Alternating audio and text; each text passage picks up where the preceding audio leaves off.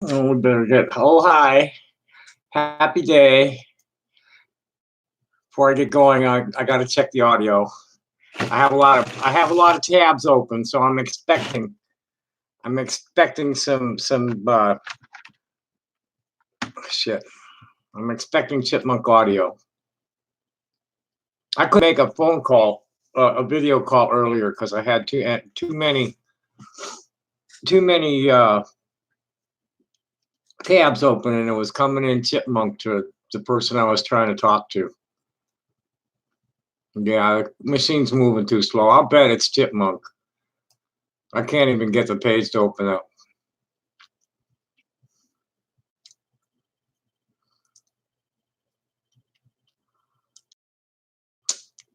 Come on. Okay, we don't need 3 Facebook. Oh, yes, we do need 3 Facebook tabs open. I've been I've been writing up a storm for, wow, I don't know. I discovered my public account. They apparently granted my appeal on the latest block. I forget what that was about. It was just some bullshit that Sneasel was able to get them to block me for reporting. Okay. Fuck. There we go.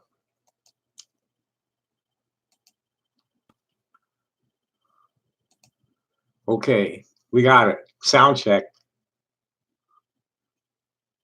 Okay, we got. Yes. All right, we have sound. Yippee! Who's here? This is good. Hi, Bob. How are you tonight? Oh, that's woo. I've been all over the box. Apparently, right now, the breaking news is that Richard Alpert, better known as Baba Ram Dass, has left this mortal plane. So all the old hippies are talking mad up right now. Mainly, I've been like, whew, what a fucking week. I don't even know where to start. And there's so much different shit going on. And fortunately, not many assholes in my face. It was all like real positive, or like, real volatile media that people were discussing and fighting each other over that I'd get in the middle of. And no assholes, no really serious assholes this week. Some tense moments, but nothing like really terrible. Mostly really good.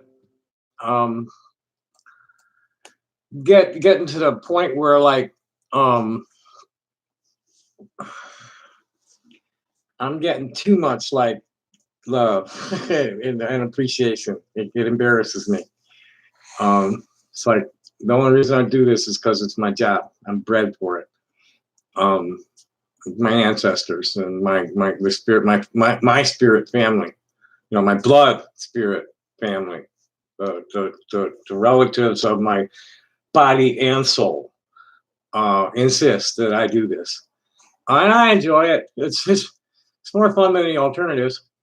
Like a job. Anyway, well,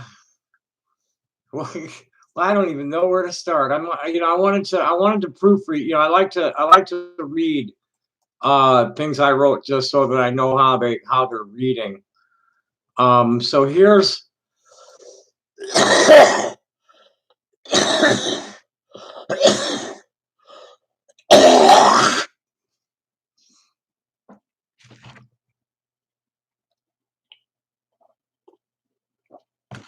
here's here's the death notice from Steve Silberman at Twitter. I think Steve Silberman is one of, I don't know, he don't look very hippie. Author of Neurotribes. He's a professional associate of his.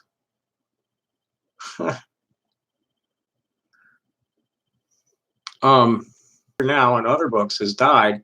I once spent 2 days with him, expecting an overblown ego and lots of spiritual hype. Instead, there was zero BS. He was completely present, a true mensch. And then he's got a link to the actual obituary. I don't feel like reading that right now. I'd rather read what my friends wrote. And this is one of my dearest friends, my sister, my local sister, spiritual mentor and sage of our time. Ram Dass has completed his earthly mission. Truly one of the most influential spiritual teachers in my life. In gratitude to your service, be here now in the eternal light of peace and truth. And my statement to this when I posted it was Oliver Sholem. He wasn't really a huge influence on me because I was blessed with an amazing rabbi who taught me how to find my connection to it all real young. My 5th grade teacher used to scream at us, "Come to hear it now!" So I got that message from her before Richard Alpert ever started calling himself Baba Ram Dass. I was happy to see him saying things that I already knew deep in my being before I started reading his books, though. He'll be back shortly. My Uncle Mike piloted the converted PT boat he and Timothy Leary used to give guided overnight trips on Biscayne Bay in. Mike pushed his wheelchair up and down the boarding ramp. I was well on my way to reaching those understandings by the time that Be Here Now was published and got so popular, but it definitely laid the foundation for the hippie philosophy. And by that, it changed my life by awakening so many kindred spirits for friends down the long, strange road. Or as Tom Lehrer so gleefully put it, to slide merrily down the razor blade of life together. Let's see what's going on, because there's like several, it's like, I really think that today I wrote more about more different topics than I ever have before.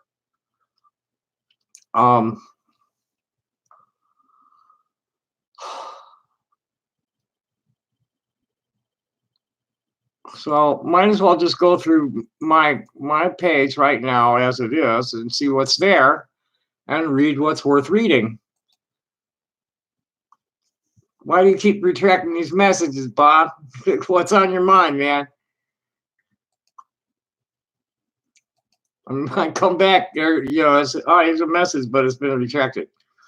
I don't know if I've spoken about this much on,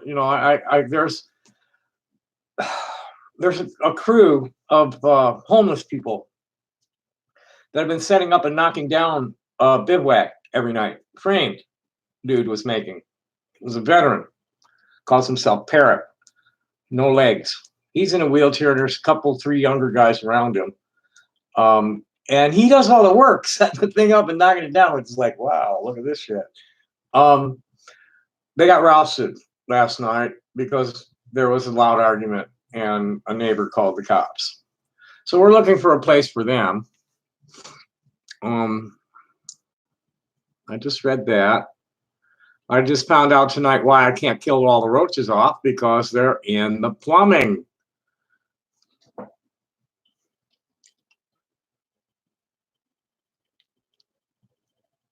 This was cool. Chicago strippers are, this is a cool story. Sure, it is a cool short story.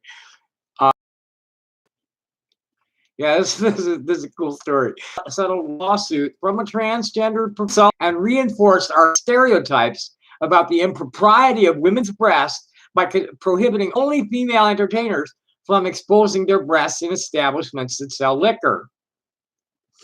On Thursday, Sullivan Knopf held a news conference at Chicago City Hall to announce that Mayor Lori Lightfoot's administration had agreed to settle the law how much skin entertainers may show when performing in nightclubs.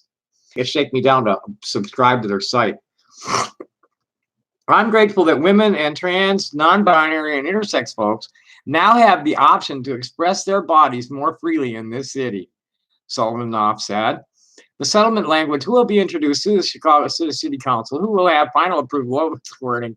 Okay. Oh, but some aldermen are outraged, of course, arguing that its implications will lead to the exploitation of women and potentially even human trafficking. Right. I read something today that said that transgender women are a rape waiting to happen, and the actual fact of the matter is that transgender women have some of the lowest rates of sexual assault that they commit in of any demographic, and that the rate of sexual assault against transgender women is one of the highest. This is exploitation, pure and simple. Matt O'Shea, the 19th Ward, which represents a socially conservative working class ward on the city's southwest side. The exploitation of women, the kind of ugly behavior that comes with that. We've seen it. I wouldn't want that in my community. I wouldn't want my residents to have this near them. Frankly, it's not who we are as a city and what we're about. Matt, what the fuck is the difference between a woman who's nearly naked and a woman who's all the way naked? Let's get real. It leads to prostitution. How the fuck are not wearing pasties going to lead to prostitution if letting them wear pasties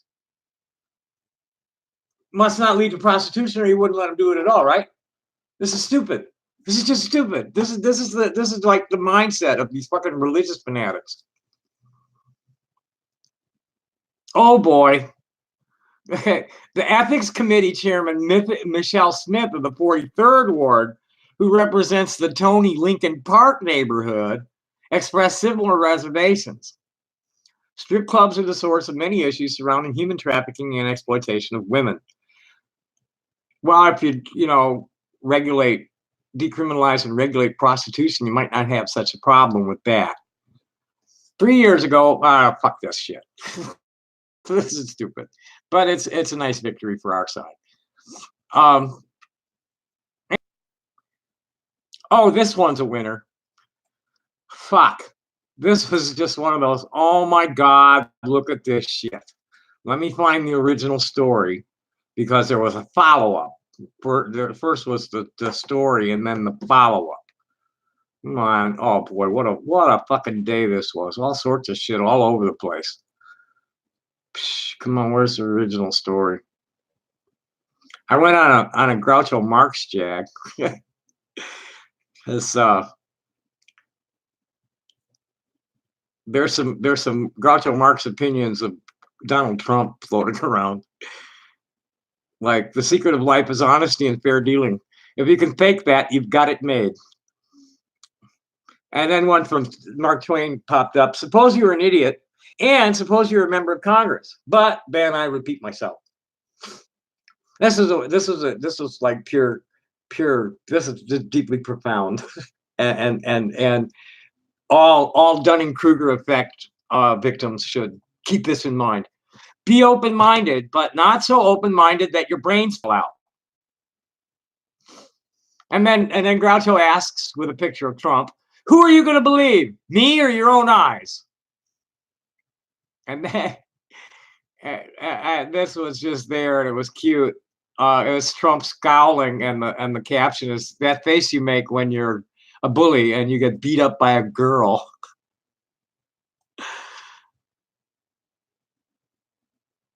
Oh geez. Oh, and I got a wedding proposal today. I'm rocking.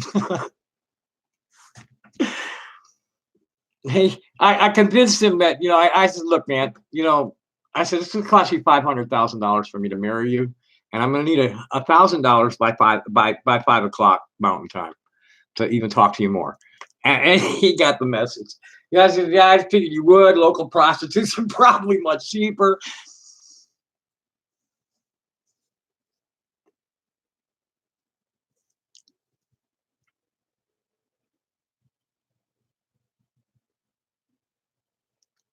Oh boy, this is what set me off to start with. I forget what Maria had posted, but one of them, this one was great. It says, would you rather vote for the fictional clown with the garish hair, or would you rather vote for Harpo Marx? That's like burn. Or how they say it, owned, pawned.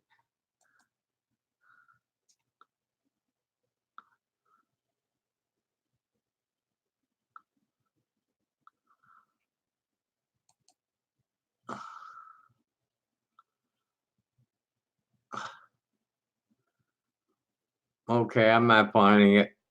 It must have been like much earlier. Where the fuck did it go up? What a day. What a fucking, oh God. Oh yeah, the other big news of the day is that Rainbow Hawk, one of the original gatherers and international rainbow family vocalizer, also known as Fuckalizer, the equivalent to organizer in the straight world, uh, passed in La Paz. I know you're not supposed to speak ill of the dead, but this eulogy isn't honest at all.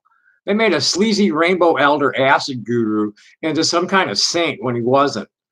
I'm posting this on my own page out of respect for David Findlay, aka Whistler, another original, but he's like the family curmudgeon, who has resurrected the Rainbow Family Gatherings group Hawk created that had turned into a troll haven after he abandoned it to them when he was being attacked by Rainbow Family thought police real hard over his misappropriations of the family name. When I tried to support him against the attack, he showed himself to me as a parasitic megalomaniac with a god complex, the quintessential false prophet and high holy hypocrite so commonly scorned by legit rainbow hippies, but much less known in the US outside the members of the Rainbow Family cult than the two original high holy liars, Barry Plunker and Garrett Beck. Hawk was allegedly a sexual predator, but I have no firsthand knowledge of that, so I'm not going to say anything more. What I do have firsthand knowledge of is an acid deal he cooked up in the early 80s that was a total setup from the start, landing him and two others in Attica for 10 years. Lenny Fridella, aka Woodstock Visions, was one of the others who went down with him, and I've heard the story in detail from him. Preacher Mike, Armand Michael Cardinal, has also told me the story, as he was there trying to convince Lenny not to leave his wife and infant kid in Colorado to go do that in Long Island. Hawk was often accused of using the Rainbow Family name to raise money for his own personal use. I met him in Key West in the mid-90s, and he tried to shake me down for some kind of rainbow fleet of houseboats that was going to be based in Belize. I do have to acknowledge that Rainbow Hawk did much more good than bad. And the bad things he did weren't shit compared to the bad things establishment politicians do. Rest in peace, brother man. I'm sure when you get to the other side, you're astonished to learn how wrong you were about the nature of reality. And then Dave come and shared his view with me on this. And he said, I knew him in the early 80s, perhaps a bit more than a year before I rode on his bus with a bunch of others, headed for the first Upper Michigan gathering, which was in about 1983 or 4 or something like that. But the bus only made it to North Platte, Nebraska. The onboard folks paired up to hitch the rest of the way. I advised them to store the bus and that he and Yomi should go to gathering and then after see what could be done with the bus. He was never a scammer to my personal knowledge, but always had grand schemes in the works.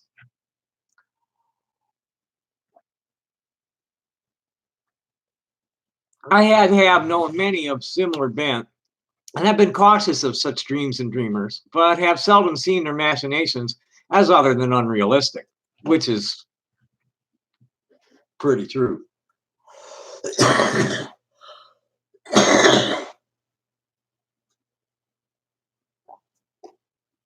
They'll sit around that campfire council for days, talking shit about what they want to do next year, and then come back next year and not do it, and talk some more. My how many hippies does it turn in? How many rainbows does it take to change a light bulb joke is, if any more than one tries it, they'll never get it done because they won't be able to come to consensus. So anyway, he was never a scammer to my personal knowledge, but always had blah, blah, blah, blah.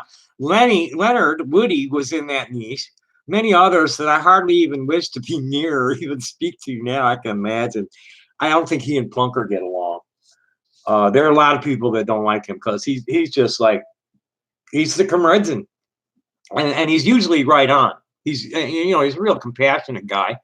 And it's just like, no, this is just not real. And this is why it's not real. And people hate him for that. That's kind of one of the reasons people hate me so much. Is that I tell them things they don't want to hear. He was not a saint. He did have a way and seemed to me to have a good heart and a desire to do things in a good way. I even sent dollars to La Paz because I knew he was in need and he was my friend. I had not known of his apparent famousness until now, seeing these articles from his neighborhood. And my response to Dave on this was, I never met him in person, only online when Phil Pope and his gang were bullying him. I tried to support him, but he said some things about all Bible religions that were highly offensive to me. I tried to explain kindly where he was in error, but he kept escalating instead. He blocked me when I persisted in rejecting his cosmology. My ancestors wrote those books everybody fights over. I wasn't aware of his legit good works outside of gatherings either. I knew he did a lot of focus work for the Palenque gathering. Some have been critical of, but I forget the details, and even if they were pissed at him or just the way the gathering went down.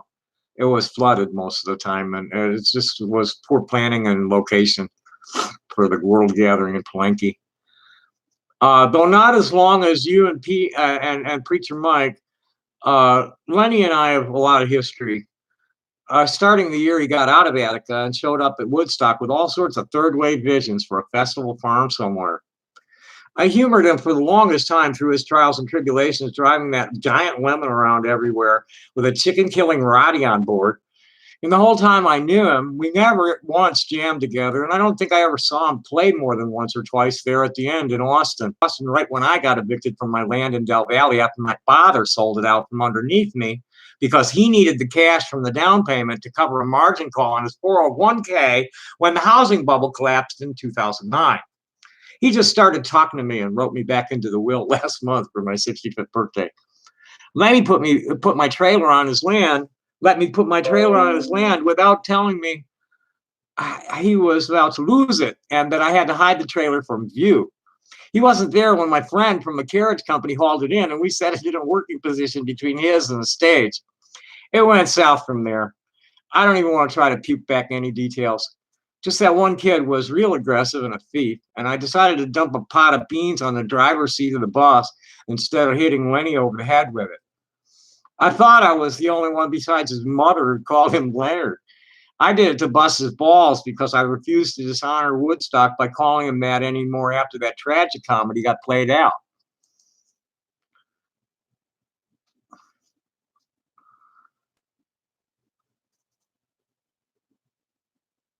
Oh, here's the first one. Here's video. Transgender woman, detectives, transgender woman not victim of hate crime. And my comment when I saw, boy, they were just freaking out over this one and thinking that like she was being wronged by the whole thing, and she wasn't. She was guilty of assault with pepper spray. This is Jessica Yana of Magnitude Bad. They, meaning 4 black kids, teens, allegedly taunted her, meaning a white-looking transgender woman, with derogatory terms at the bus stop. And after they were on the bus, she pepper sprayed them unprovoked. After they got off, the kids stomped her. Neither is self-defense, and the cops are going to charge everybody. Blacks attacking a white woman makes it that much worse for the blowback.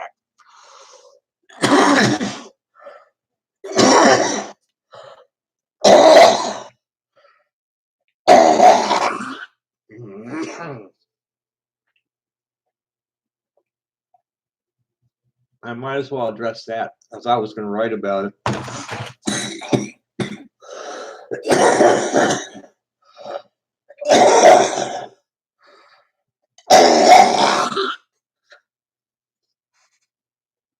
I've had this cough and that wheeze and the stuffed up nose my whole fucking life. Okay?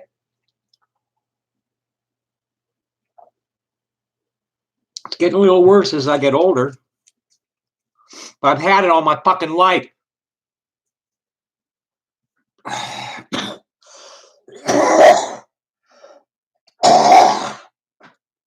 Somebody with COPD cannot cough with the strength that my lungs cough. So people with COPD cannot pick up a flute and blow it the way I blow a flute. I'm sorry, it's just not real. I'm tired of even seeing it. Especially when I'm sitting here trying to blow my nose clear so I don't have to cough. Okay, where's my rag? I don't even know where my spray is right now. Oh, looky there, I still have some cookies, some pieces of cookie down in my purse. Yippee. Sweets. Ah. Where's my fucking rag? Oh, I know where it is. It's in the pocket.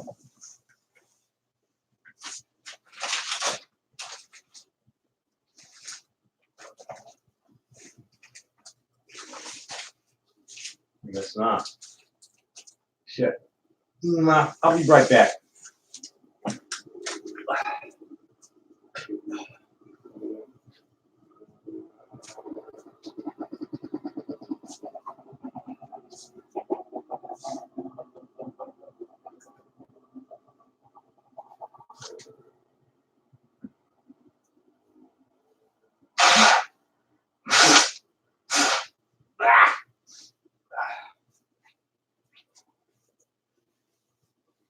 That's a little better.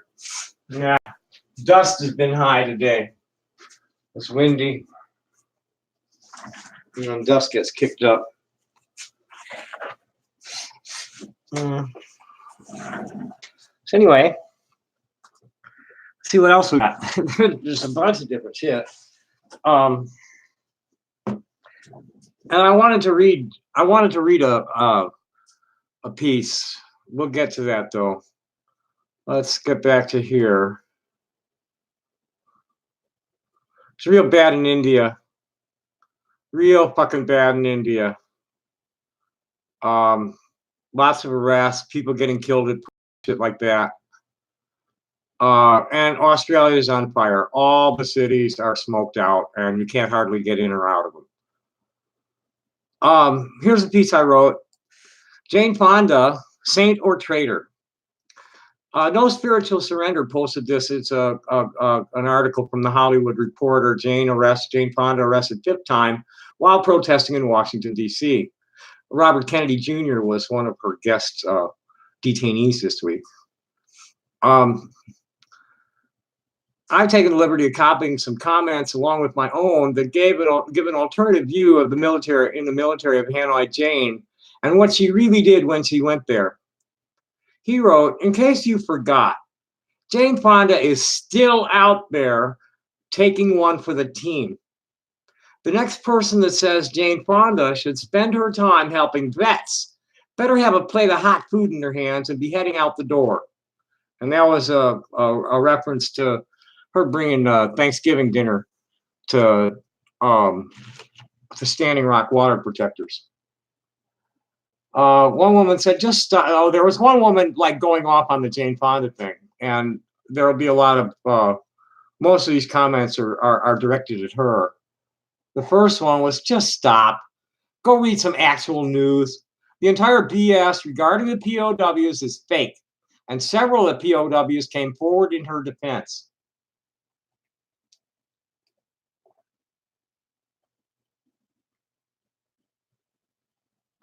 My response to this woman was, okay, so she did some things during Vietnam War that some tools of the perpetual war machine and other gullible American assholes consider unforgivable.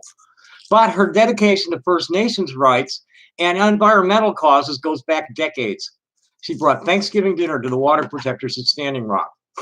This was the one that got my attention and made me want to do this. Here's one guy that says, my uncle was a colonel in the Vietnam War. He was in Hanoi, and he said that what happened there with Jane Fonda was blown way out of proportion. While she did protest the Vietnam War, she was not protesting the military. She never treated an officer unfairly. So if you're going to believe hype and rumors or the truth, that will tell me you are gullible and ignorant. Oh, by the way, research how much money she gives to our vets. And here someone says, I'm a survivor of the Vietnam War. If I harbored that kind of resentment you do, it would have eaten me alive. wisdom equals peace. And here's somebody, this is a woman. You are determined to misunderstand what the anti-war demonstrators stood for. Our invasion of Vietnam was based on lies. Our brave soldiers were duped, as were most Americans. Jane had the courage to speak up and was misunderstood. We should not have lost so many young men to a war that was privately described as a farce by all the presidents involved. And the last one was, I lived the Vietnam War era too, and my family is full of vets. You can hate the useless wars and still love and respect veterans. What Jane Fonda protested back then was the war and the government who sent people to die, not the soldiers. Now, as an old woman, she protests to get people to care about our dying planet. Bravo, Jane. Keep fighting the good fight. You got a little kid and old lady, and people trying to deny what they're saying. I pity the fools. That's when the ancient ones, the immortals, whatever you want to call them, decide they're going to reappear. The fools. I pity the fools. I really pity the fools. I'm worried about what might happen to me, and I've been trying to be a good boy all my life, good girl. And now, you know what? I've not heard anything. I don't willfully hurt things. I don't lie unless it's like to make sure nobody's going to get violent. I don't steal. I mean, I'm still worried about what might come at me for my bad habits, which aren't really all that bad, and they're all self-destructive. Anyway, moving right along.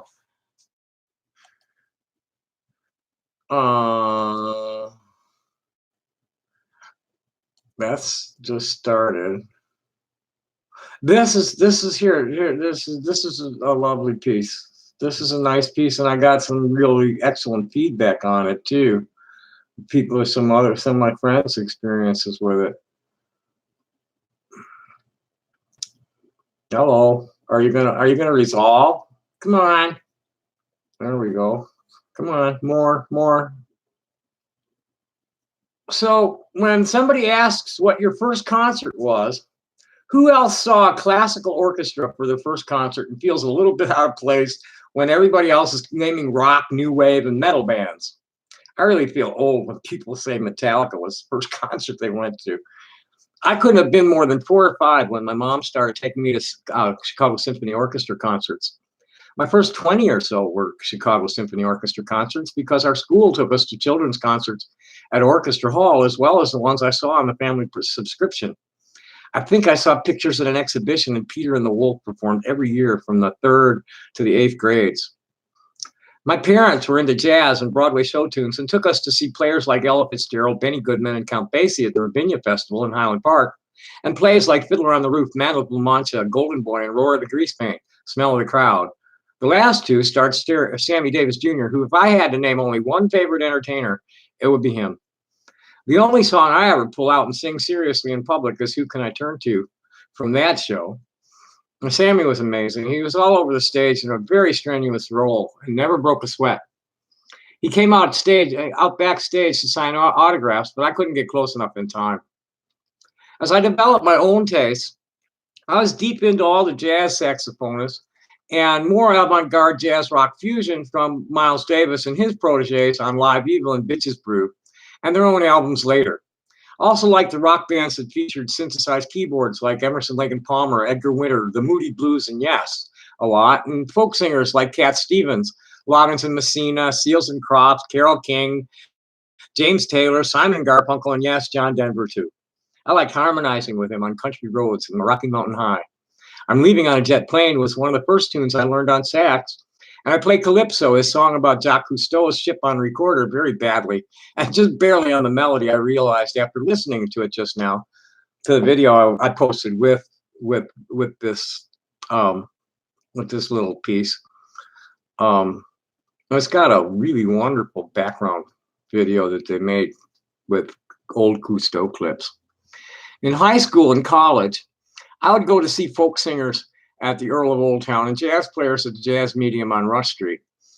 And several concerts, including Dave Brubeck and his sons and Maynard Ferguson at the Tampa Theater while I was in school there.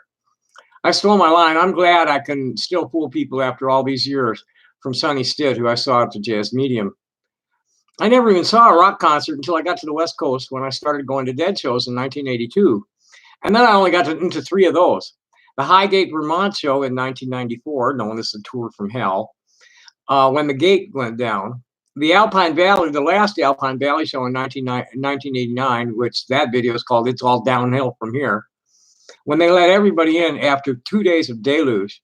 And the 1986 Dylan and the Dead show at Anaheim Stadium, that one of my first Real Things partners treated the rest of us to.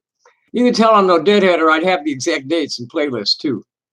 Other than the Dead, I saw Edgar Winter at Memphis in May and went to Woodstock 7 times between 1989 and 1999. Woodstock 20 was the most amazing show I ever went to. 10 days with the stage live, nearly 24 hours a day. And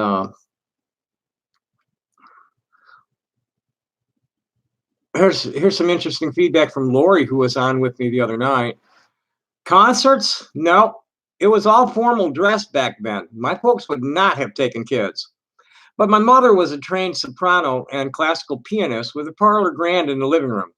I wasn't allowed to listen to music of my own choice until I was a teen and earned enough of my own cash for a cheap stereo. So yeah, my first concert was ZZ Top and Jay Giles in Minneapolis.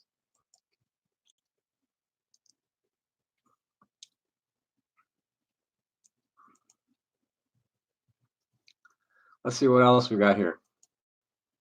Nobody wants to chit chat tonight. That's okay.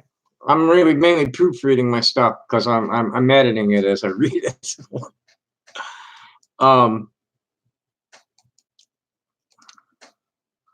We haven't even been on very long. It's not very late. Maybe someone will show up. But hello. Where the fuck was I? Not on that page. This one? No.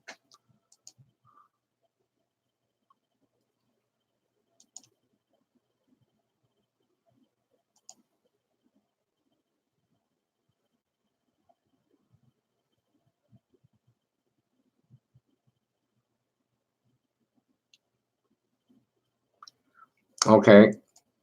I gotta get a video for someone. Maria, my friend Maria, that's the sister here in town.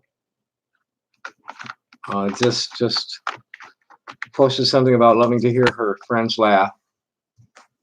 So I'm gonna go to tune from Mary Poppins. This was one of my favorite scenes from Mary Poppins, with Ed Gwynn giggling up on the ceiling.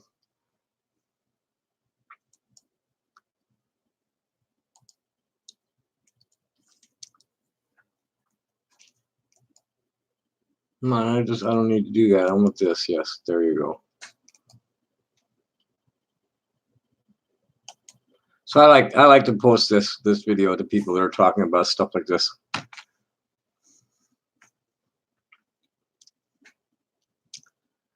Oh,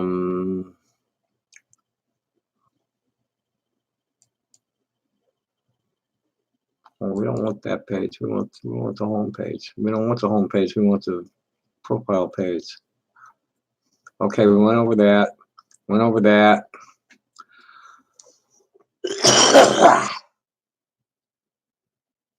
Covered that. Covered that.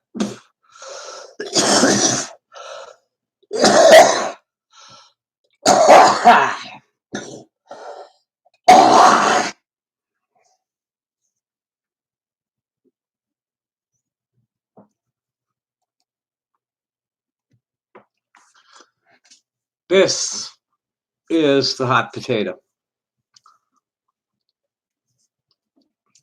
Call out culture, identity politics, shame and blame games, Prussian Olympics, pettiness, political correctness, and why it's stupid for our advocates to be so petty and demanding. This is what this one's about. How the conservative press views progressive pillow fights and other conflicts between alphabet people and the cishet majority and among themselves over what woke queers deem to be offensive language. Here's what is based on. There were two articles that I saw, one from the Federalist and the other one from the Populist, both of them conservative rags, reporting on a little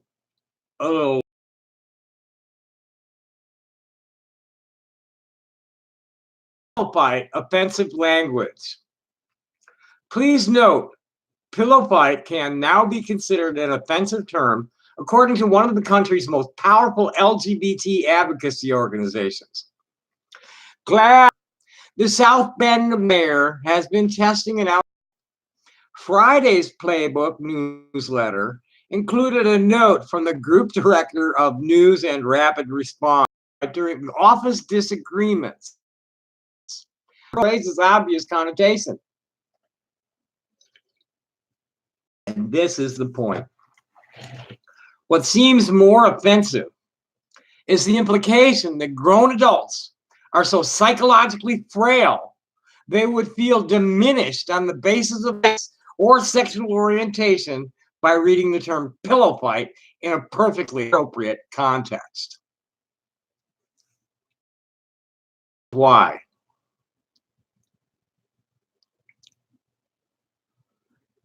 I have no idea, so I'm going to read the whole thing. I read the title only. I have no idea where this is going to go. This just came to my attention, and it's one of those topics I've wanted to write about for a while. So it could be all over the box by the time I reach any coherent conclusion. These are examples of conservative reactions to GLAAD spokesman Drew Anderson's objection to a political playbook PM that mentioned a pillow fight at the debate between Mayor Mayo and Lush Life Liz.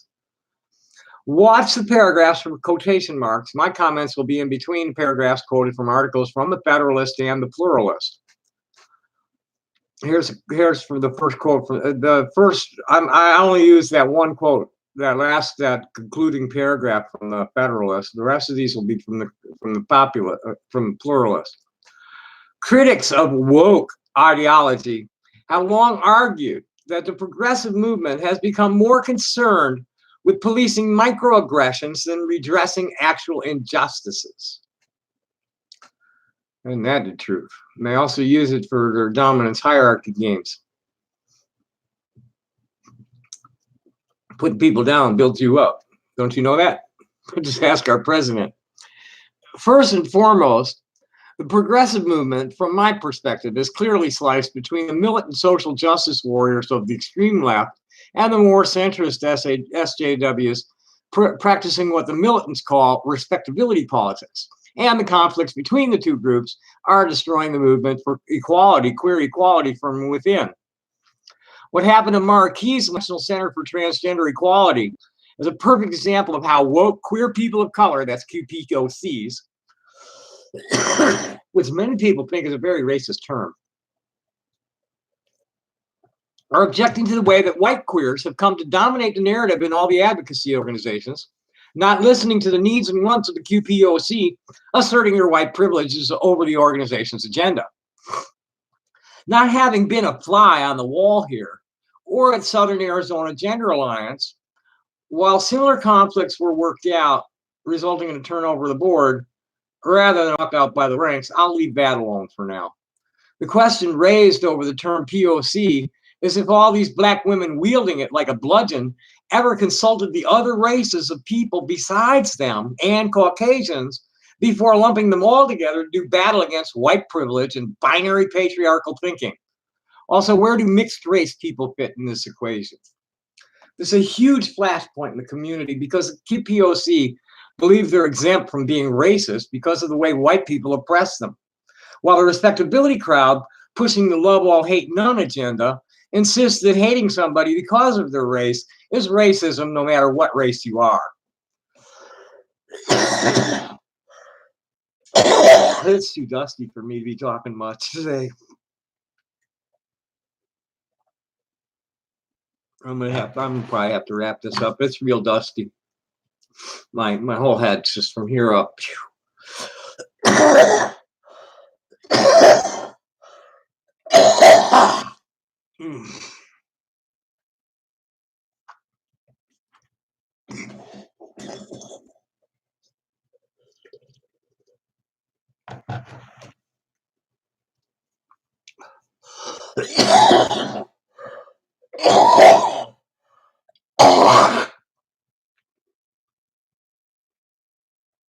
Okay. Really, I've had this all my life, and diseased lungs could not cough the way that I do. Here's another quote. They point to examples of woke absurdity as evidence of how political correctness and identity politics have supposedly run amok. The call out, my response to that, the call out culture playing identity politics has gotten so absurd that we call it the shame and blame games of the oppression Olympics. This is an excellent example of how pettiness escalates into a public relations loss for the whole community. Here's Anderson's statement. For women and LGBTQ people at the workplace, hearing phrases like dramatic, over the top, and even pillow fight during office disagreements fosters negative stereotypes and diminishes a person simply because of who they are. It's like the workplace being referred to was specifically a corporate office environment. Personally, I have little sympathy for any Dilbert or Dilberto working for one of the companies destroying the life support systems of this planet while making us pay for them to kill us. This complaint is about as baseless and petty as I've ever seen. They never explained how the language does all that, just stated that it does. Well, gee, guys, I'm sorry your fifis were hurt, but the wine festival you threw over this gave the other side cannon fodder. As a hippie, my culture prefers shunning jive turkeys over confronting them over why we think they're jive turkeys. For we judge not, because we know that we are also fuck-ups. What seems more offensive is the implication that grown adults are so psychologically frail, they would feel diminished on the basis of their sex or sexual orientation by reading the term pillow fight in a perfectly appropriate context. This last one is from The Federalist, who reported the story objectively without any editorial commentary, concluding with that. I totally agree. Here's an interesting exchange in the comments on my post about a transgender woman in jolly old England, a college professor no less, rattling everybody's cages with a t-shirt saying that transgender women are men, that I'll conclude this with. And here's one sister comes in and says, in the current climate, why would you wear such a t-shirt? And in Britain, it's really bad. There isn't enough detail in the story to make a proper judgment, but assuming that she had her gender reassignment surgery done in the UK on the NHS, then she must have had a diagnosis of gender dysphoria. Based on current science, then her opinion that she is biologically male is not entirely accurate. She's much more likely to have biological intersex characteristics in her DNA and brain development. But really, biology doesn't matter. How you choose to identify. She can identify as a man if she wishes. Her other t-shirt, Trans Women Are Men, Get Over It, is definitely transphobic. And transgender people can be transphobic. The biggest hurdle that many face of my generation is overcoming our internal transphobia that is developed as a result of how we were raised. I wonder how Debbie is going to cope when she's banned from using the ladies' toilet because she's a man, or finds herself put into a male prison for biological males, or as she finds herself in a job that has strict uniform policy for men and women. And my response to that was, you've definitely got that right. Does it state that she's post-op? I only skimmed it. I was reacting to the way they were dissing cross-dressers in the other group, and I'm sick of being the crossfire on that shit. If that twit is post-op, that changes my feelings about the whole thing completely, because that makes the opinion even more dangerous. Lots of us cop to being male below, but no post-op I've ever met does. In any case, no two of us are alike. We all see things differently, and when we know that our opinion is offensive to others, for the sake of community solidarity, we should keep it to ourselves. For instance, the T and F words are what we called each other. That's tranny and fag or faggot are what we called each other before the gay men appropriated the word gay for themselves, and we got all this alphabet soup as a result. There were straights and queers, and the queers broke down into trannies and fags. I'm comfortable with them, but many people aren't, so I respect that until a gay man pisses me off. This is how I was born. Being a two-spirit with an extremely dangerous male aspect, I'm under no obligation to meet anybody's standards of femininity to validate my innate being. Some of us have learned to live with what we were born with and come to terms with being gender fucked. Lots of trans men and trans women are finding each other now. I have yet to get a validation argument from anybody in 6 years of walking around downtown Tucson hustling music and stones. I've only had somebody give me the "you're just a man who wants to be a woman" shit a few times. And if somebody reads me as male, I just say that I'm not, and most will apologize for getting it wrong. I grew up in Chicago's neighborhood. I'm conditioned to celebrate diversity and love all, hate none. It's coming in fits and starts, but because of all the lateral hostility and relational bullying. But when we distinguish between assigned biological sex and self-identified biological gender, open-minded people, cis and trans, understand more easily.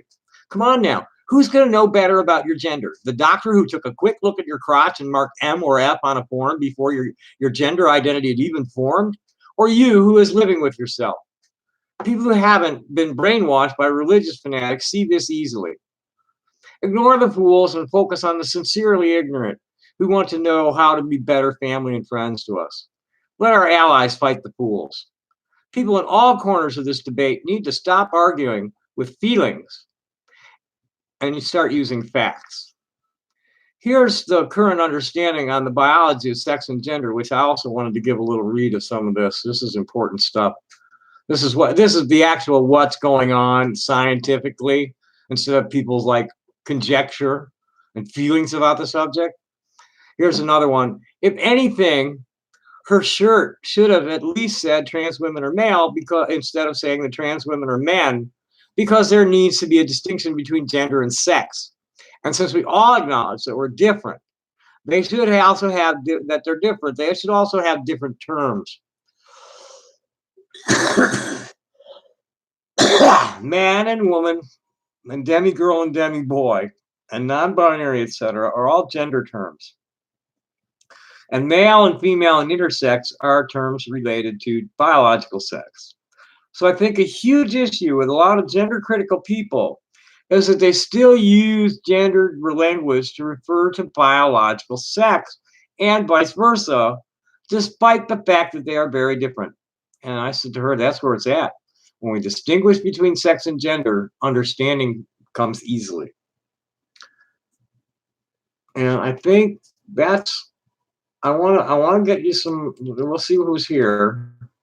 I might not, if nobody's saying nothing, there's only 2 people here. I'm boring everybody, and I got a scratchy throat.